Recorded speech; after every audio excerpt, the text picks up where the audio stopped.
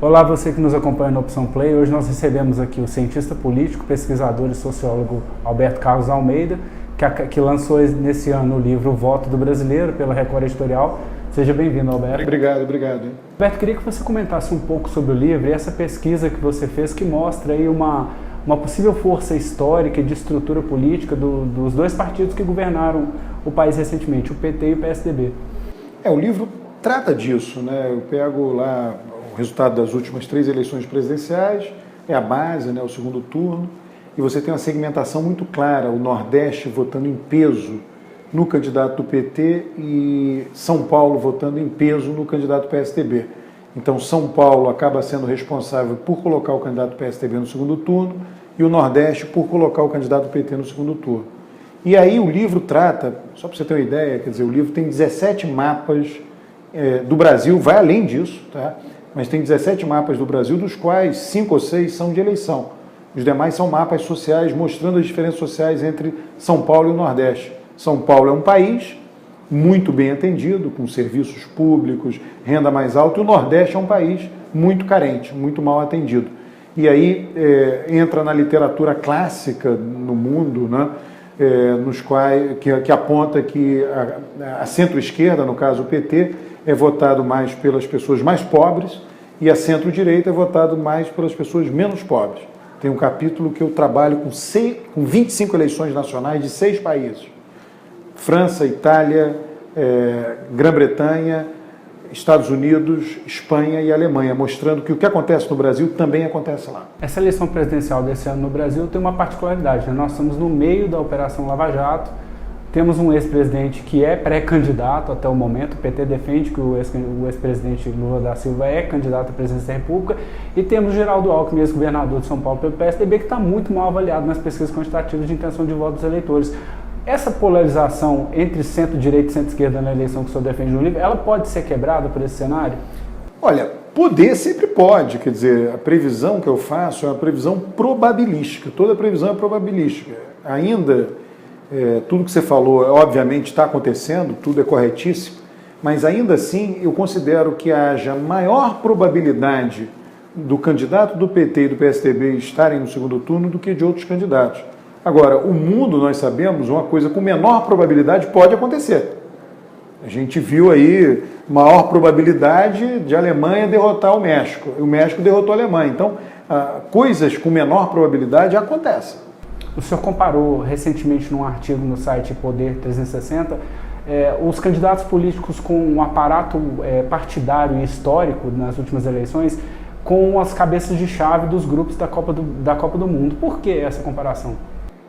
O cabeça de chave ele é escolhido baseado no desempenho daquela seleção.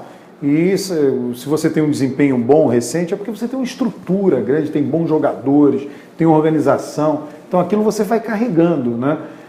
A mesma coisa para aqueles que são mais fortes politicamente. Quer dizer, a votação de PT e PSDB, respectivamente, no Nordeste e em São Paulo, elas são resultado de coisas que estão por debaixo. Aquilo é só a ponta do iceberg. Na verdade, existem mega estruturas partidárias por debaixo desses resultados. Então, São Paulo, por exemplo, as últimas 6 eleições para governador foram ganhas pelo PSDB, sendo que as últimas 3 em primeiro turno. Nordeste, hoje, 3 governadores do Nordeste, inclusive favoritos para serem reeleitos, são do PT. E há um quarto do Maranhão, que é do PCdoB, que é um aliado histórico do PT. Então tem lá uma estrutura muito forte que ajuda a entender por que acontece do jeito que acontece. O senhor, dentro dessa ideia que o senhor apresenta no livro Voto Brasileiro, mostra que o Bolsonaro seria um candidato que não teria condições de chegar à presidência, de ser eleito o próximo presidente da República e exercer o cargo a partir do ano que vem. Ele tem liderado as pesquisas. Quando nós pegamos cenários em que o Lula não é apresentado como um dos candidatos no levantamento estimulado, em que a gente tem ali o nome dos candidatos, o Bolsonaro tem liderado entre 15% e 20% em todas as pesquisas. Por que mesmo assim o senhor acredita que o Bolsonaro não tem condições de ser eleito presidente da República? Eu estou projetando um pouco o desenrolar da campanha. Quer dizer, eu tive um aprendizado em algum momento na campanha de 2014, eu imaginei algo semelhante com relação à Marina, que a Marina tinha a faca e o queijo na mão para ganhar, e acabou não ganhando. Então isso é também um aprendizado da minha parte.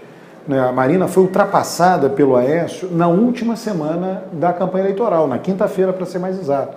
Então, algo semelhante pode acontecer com o Bolsonaro. Ele não tem estrutura para a campanha. A gente vai ver, pega a cobertura de mídia aí, está aí. Quer dizer, ele está usando recursos da Câmara dos Deputados e não do seu partido, fundo partidário, para viajar pelo Brasil. Ele não tem recurso próprio para pagar a passagem aérea para circular pelo país.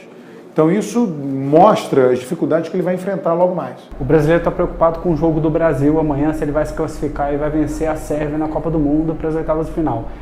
O eleitor já decidiu o seu voto, vai deixar para decidir na última hora? O eleitor está olhando. Olha, esse negócio de Copa do Mundo, em 2002 o Ciro Gomes subiu e caiu durante a Copa do Mundo. Ele levou um mês subindo e caindo.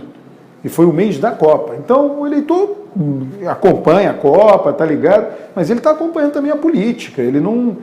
Pode acontecer mudanças durante a Copa do Mundo. Eu acredito que não, que o cenário está mais ou menos, nesse ano, congelado. Tá? Porque você tem PT e PSDB muito claramente, né, definidos na cabeça do eleitor. E aí você tem essa disputa do PSDB com o Bolsonaro. O PT não tem ninguém que dispute no terreno dele. Ciro Gomes, não muito. Tá? A dificuldade do PT é realmente saber quem será o candidato. Manuela Dávila e... Não, eles são candidatos, não. São candidatos que têm chance? Sim, podem ser, mas não tem estrutura para fazer campanha. Agora, o tema segurança pública tem sido muito debatido. Provavelmente ele vai ser muito explorado, e um dos pré-candidatos que tem mais explorado esse tema é o Jair Bolsonaro, o deputado federal Jair Bolsonaro do PSL do Rio. Ele vai ser um tema preponderante na campanha presidencial? Não. O tema preponderante na campanha presidencial é o tema da crise econômica. O eleitor vai ficar de olho, vai ficar pensando o tempo inteiro qual desses candidatos é que vai tirar o país da crise. A gente tem um pré-candidato no MDB que acabou de sair do Ministério da Fazenda, que é o Henrique Meirelles. Ele poderia se aproveitar desse discurso para dizer que, de alguma forma, ajudou a economia a tentar recuperar? Não, porque esse discurso não vai ser entendido assim pelo eleitor. O eleitor vai dizer, ele está falando uma coisa que eu não estou sentindo. Então ele vai achar que aquilo ali é uma inverdade, quer dizer, uma mentira da parte do Henrique Meirelles.